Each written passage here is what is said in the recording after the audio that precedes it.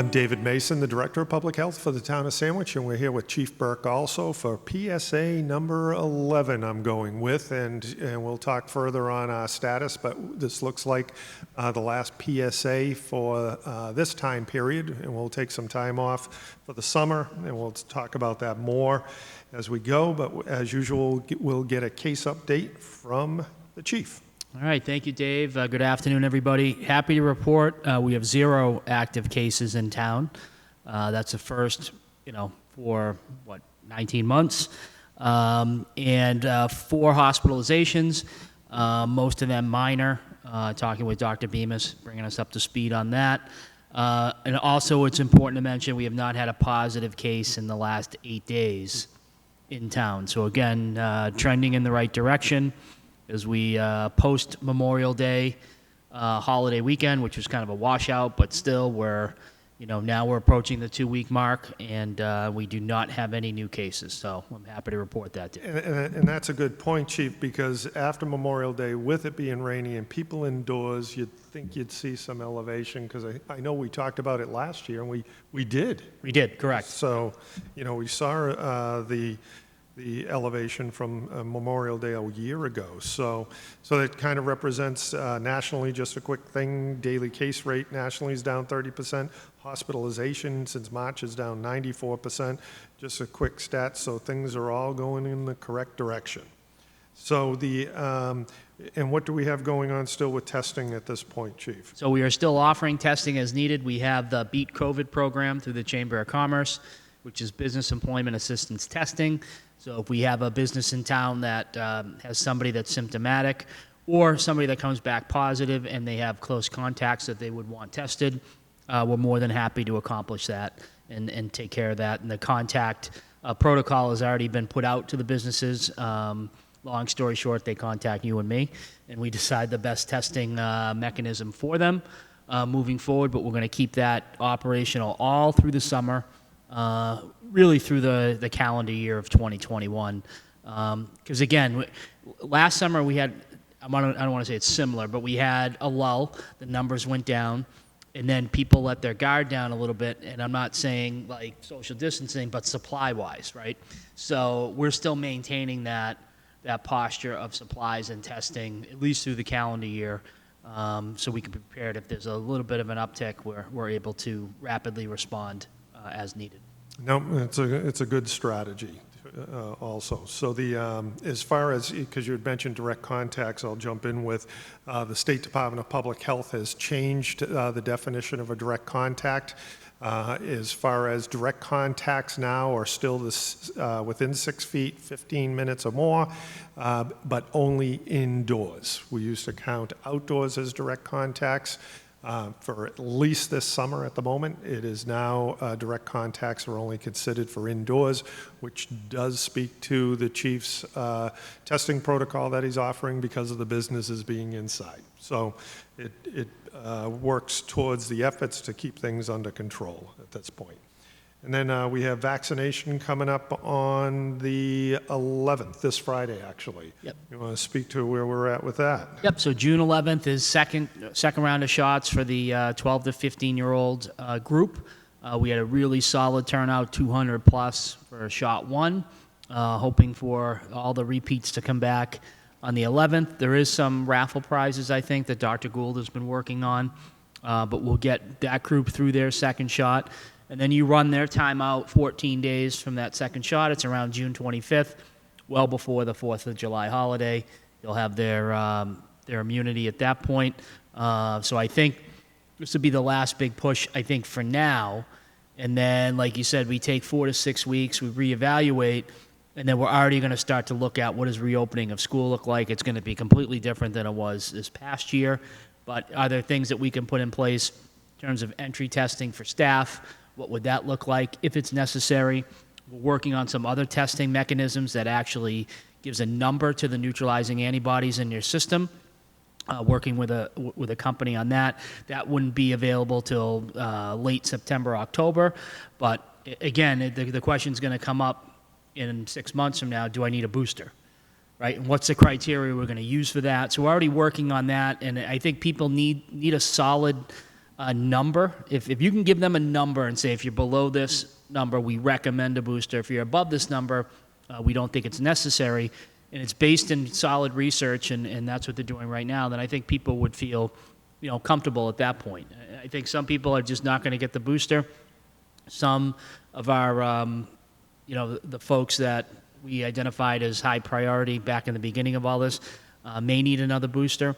So we're going to be ramping up for that because that's definitely coming, and then flu shot season also. Yep. So small break here, and then we're right back into it again. I mean, they may look at putting the booster into the flu shot. Correct. That point. I mean, that has been done in the past. But, as we always rely on our public health nurse, Joanne Gake, because she was involved in the study for Moderna. And through Moderna, she's being checked monthly. It should be okay with me sharing that. So she's kind of like a guinea pig also. And so she's having her antibody levels checked regularly as time progresses on that. And just to jump back on the vaccinations for the 12-plus-year-olds, again, Dr. Gould has done a fabulous job. Her staff has done a fabulous job, her nursing staff, in putting that together. I know there was some issue with that she had brought Ben and Jerry's in, and I think it was looked at as, it was, hey, let's put something in place to make it a little easier for parents to say, okay, let's get my son or daughter a shot. And I mean, it's much like when you go to your pediatrician to follow up on shots with your kids. They give you a lollipop or they give you a sticker. Mm-hmm. And so there's no difference in that. We happen to come up with something a little more unique. You see other states doing it, and as the chief had said, there's a raffle that's being offered for the second dose because it's very important to get those kids back in for their second dose. And the only way you can get your name into the raffle is if you get the second dose. Correct. At this point. So we considered it important for that crew and for the school district to be able to go into the fall with as many vaccinated as possible. So we'll do whatever it takes to get there, and no apologies for it at this point. I think, and I've done a lot of graduate work in pandemics, as we've discussed, you and I've discussed, and one of the incentivizing, I think, is one of the things that you utilize. Now, I personally don't think, because Ben & Jerry's was offered, that was a tipping point for a child to get a vaccine. I think it's a nice secondary thing when you're waiting the 15 minutes. And I think that was more of our driving goal than to get them there for a vaccine. I think it was more of, we need to keep an eye on them for the 15-minute hold. Yep. Kids are kids, and offering the ice cream was... While they were getting impatient, make it less impatient. Less impatient, that's one of those options that we looked at. Yep, we're not giving away guns or $1 million tickets yet. So, but as far as, just a quick note too, as far as the virus status, in terms of the variants, just so we'll have a quick talk about, I know that there is some concern with the variant coming out of India. It's the Delta variant. They have shown that the vaccines work with the Delta variant also. That word is to date. But right now, the Delta variant is predominant in the UK. And so as things start to open up, we may see it coming this way. So, I mean, that speaks to the effect of the herd immunity with vaccination. Correct. Yep. So we hit whatever that number. And again, the herd immunity threshold is a awfully debated topic as to where it sits. But Massachusetts is one of the most vaccinated states, and the Cape's one of the most vaccinated regions, I think. Yep, and New England as a whole is even more so at that point. So a lot of that's tourism driven too, right? It's a financial incentive to be vaccinated and to have your business open and people working. So, it's just good to see the amount of residents, and we were talking about this, how back in the beginning, so many wanted to get vaccinated through Joanne. Right. And not through other means. And I think that speaks to the confidence the citizens have in Joanne and her staff. Yep. in putting that together. So that's a direct compliment for her. And it's good to see, and I think she feels better that, those patients that she worries about, that she deals with regularly, are taken care of and have been vaccinated moving forward. No, it's worked out very well. And as far as, so let's just, I had mentioned that we are going to step back from these PSAs for a period during the summer. We'll be back towards August, we'll say. Beginning of August, yep. And then, and at the same time, the COVID command team has continued to meet 1 day a week. We meet every Monday for updates on what's going on and where are we going with that, Chief, because we have the state removing the declaration of emergency on June 14th. Yes. So, like you said, we've been meeting, every Monday. We're going to stop the incident action planning on the 15th of June with our last operational period. So there's been 38 operational plans since the beginning. Some were done every week, and then we went to bi-weekly for about 6 months, 7 months, and then we went the last 2 months to monthly plans. All that will end at that point. Doesn't mean we can't stand it back up, but what we do is I catalog everything, and I have one of my graduate students actually collating all the command reports. There's 300 pages worth of updates over the year and a half time period. All this we got to put together. There's reimbursement processes and financial recovery we have to look at. But again, if we needed to stand up right away, I think we could again. And the COVID command team is a model for all hazards, right? So we may have something else. It may not be public health driven, but through emergency management, the makeup of the COVID command team is the same. And I think we've really solidified process and abilities to access technology, meeting remotely, meeting in person, the text chains, all of that stuff, I think is going to benefit us long-term moving forward. That, I would agree with you on that. And I think as far as, what we're dealing with too with COVID, even though we're going to, as far as the removal of the declaration of emergency, our responses, your casework associated with that, we're still monitoring the situation. I mean, we still receive reports from the state, from the epidemiologists as far as what's going on in the county.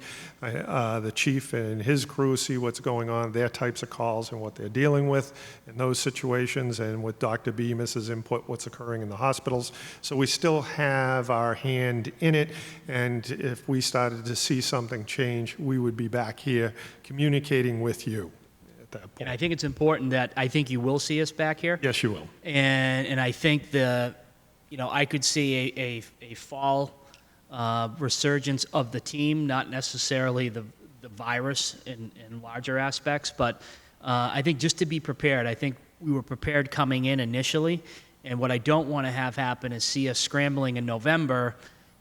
Right now, if there's 500, 1,000 cases in Massachusetts at that time, that's 10 times what there is right now. Right. Having the ability to stand up the team again and say, hey, we're just going to steady state monitor what's going on.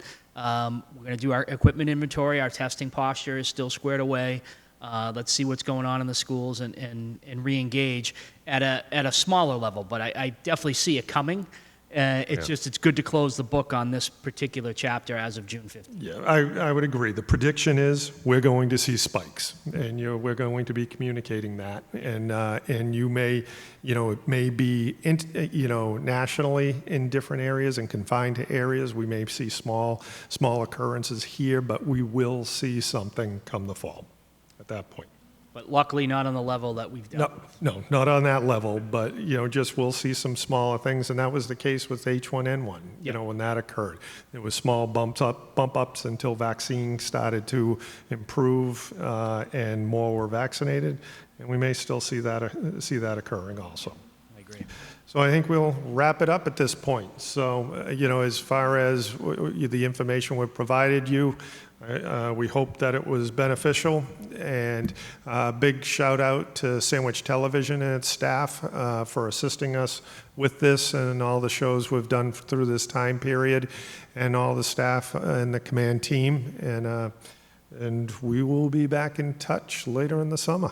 Yeah, and again, a quick shout out, like you said, to Paula at Sandwich TV. She, back in March of 20, brought it to our attention to say, hey, we can get you guys on TV through community access, and she got the ball rolling with Taki and everybody and with the staff there. So much appreciation and thanks to them for helping us be able to do these timely updates every week.